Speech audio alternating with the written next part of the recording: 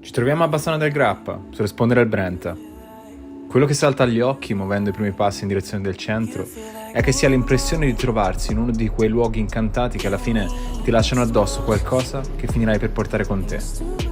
Siamo nel Veneto orientale, alle pendici del massiccio del Grappa, che ha visto alcune tra le pagine più sanguinose e importanti della storia italiana della Prima Guerra Mondiale.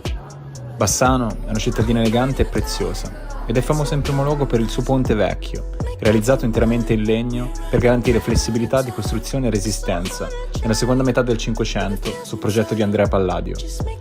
Dal 1928 il ponte è dedicato agli alpini, in memoria delle migliaia di soldati che durante la Prima Guerra Mondiale lo utilizzavano per salire verso l'altopiano dei Sette Comuni.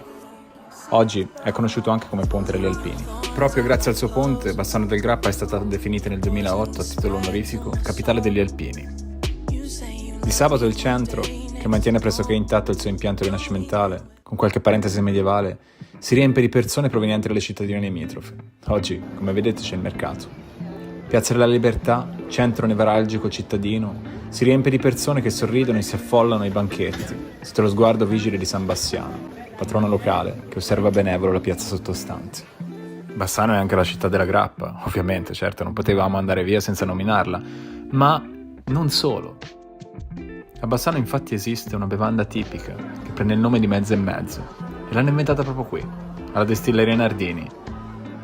Il mezzo e mezzo nacque nel 1970 e la leggenda narra che fu proprio un cliente a unire, non si sa se per caso o per volontà, due ingredienti tipici di quella distilleria, il rabarbano Nardini e il rosso Nardini, dando vita, appunto, al mezzo e mezzo. Di meraviglie ce ne sono tante altre. Sono nascoste, vanno scovate, cercate e vissute. Il bello dei posti alla fine è un po' quello. Per quanto provi a raccontarli, non puoi carpirne i segreti. Non tutti perlomeno. Se potessi, rimarrei a specchiarmi nelle acque del fiume un altro po'.